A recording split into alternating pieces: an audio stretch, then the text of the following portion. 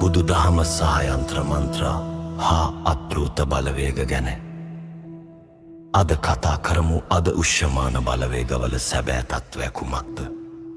අප නොදන්නා දේට සැම විටම බියවෙමු. හූනියම්, කොඩිවින, යන්ත්‍ර මන්ත්‍ර සහ භූත බලවේග අද ලෝකයේ මහා ව්‍යාපාරයක් බවට පත්ව ඇත. බුදු දහම මේ අභිරහස් දෙස බලන්නේ කුමන දෘෂ්ටිකෝණයකින්ද? අද අප විමසා බලන්නේ බාහිර බලවේගවලට වඩා ඔබේ සිතේ බලය සහ ධර්මයේ ආරක්ෂාව බලවත් වන්නේ කෙසේද කියයි. බුදුන් වහන්සේ යන්ත්‍ර මන්ත්‍ර ගුරුකම් විද්‍යා හෙවත් නිවනට බාධා පමුණුවන පාත් විද්‍යාවන් ලෙස හැඳින් වූ හමන්දයත් මිනිසා මෙයට ඇබ්බැහි වූ විට තමාගේ වීරය සහ කර්ම ශක්තිය අමතක කර බාහිර වස්තුන් පසුපස හඹා යන බැවිනි. සැබෑ විමුක්තිය ඇත්තේ ලුල් තැබැල්ලක හෝ තඹතහඩුවක නොව පිරිසිදු සිතුවිලි තුළය.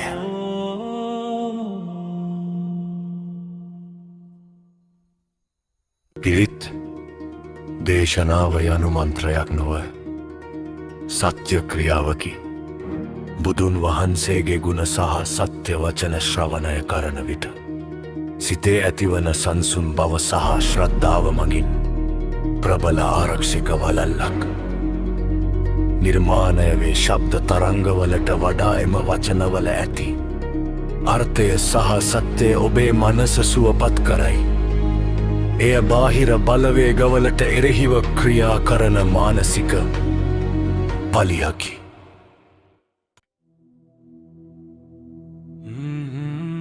බුදුදහම පරලොව සහ අදෘශ්‍යමාන ජීවින් පවතින බල ප්‍රතික්ෂේප නොකරයි. නමුත් ඔවුන්ට බලපෑම් කල හැක්කේ දුර්වල මනසක් ඇති අයට පමණි. මෛත්‍රී සහගත ගුණවත් මිනිසාට මේ කිසිදු බලවේගයකින් හානි කළ නොහැක. මෙත්තාය සත්තා අනුකම්පන්ති. ඔබ ලෝකයට මෛත්‍රිය දක්වන විට අදෘශ්‍යමාන ජීවින් පවා ඔබට කරු කරති.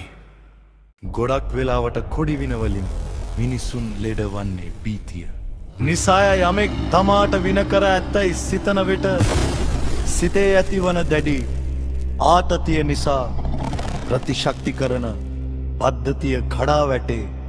මෙය මනෝ විද්‍යාත්මකව නොසිබෝයි ෆෙට් ලෙස හැඳින්වේ.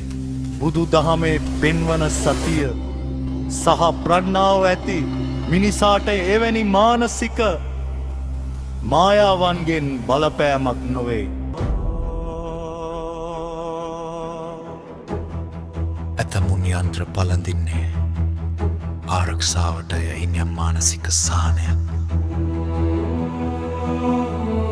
ලැබෙන්නේ නම් හිවරදක් නැදමමුත් යන්ත්‍රයට වඩා ඔබ රකින්න සීලය ආරක්ෂා සහිත බවට හා ගන්න සීලවන්ත මිනිසා ලෝකො තැනගිය ආරක්ෂිතය තඹතහඩුවකට වඩා ඔබේ චරිතය ශක්තිමත් කරගන්න.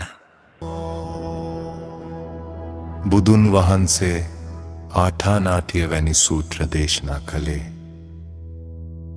අදෘශ්‍යමාන බලවේගවලින් පීඩා විඳින අයගේ මානසික සහනය උදෙසාය.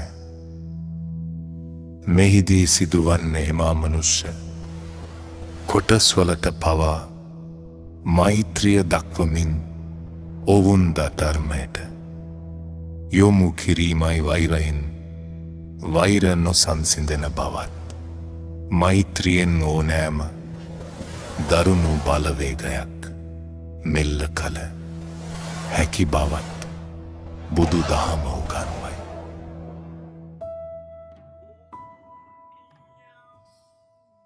වල්ලිතොවිල් යනු අතීතයේ සිට පැවත එන එක්තරා මනෝ චිකිත්සාවකි.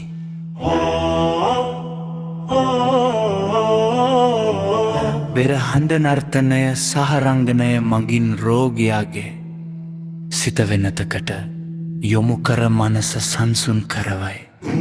මේ ධර්මයේ කොටසක් නොවුවද සමාජීය වශයෙන්ය මනෝවිද්‍යාත්මක කාර්යයක් ඉටු කරයි. නමුත් මතක තබාගන්න සැබෑ සොය ලැබෙන්නේ කෙලෙස් දුරු කිරීමෙනි.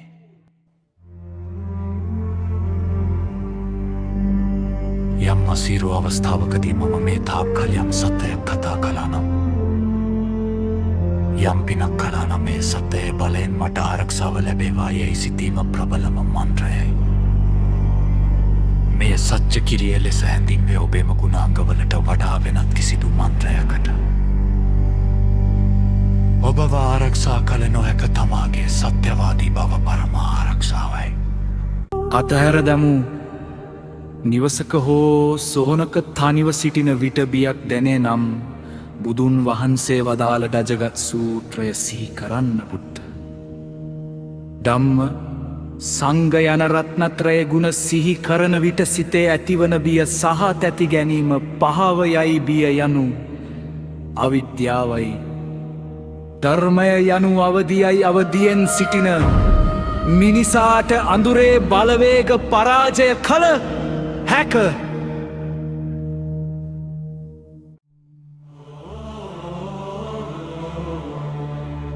අද බොහෝ දෙනෙක් බීතිය විකුණා. මුදල් උපයති දෙවියන් කෝප වී ඇතැයි හෝ පෙරේත දෝෂ ඇතැයි. පවසා මිනිසුන් මුලා කරති බුදු දහම උගන්වන්නේ විචාර බුද්ධියෙන්. කටයුතු කිරීමට යමෙකු ඔබේ බිය පාවිච්චි කර මුදල් ඉල්ලන්නේ නම් එතන ඇත්තේ ධර්මය නොව වෙළදාමකි ප්‍රඥාවන්තයා. කිසි විටෙකත් මිත්‍යාවට රවටාගත නොහැක.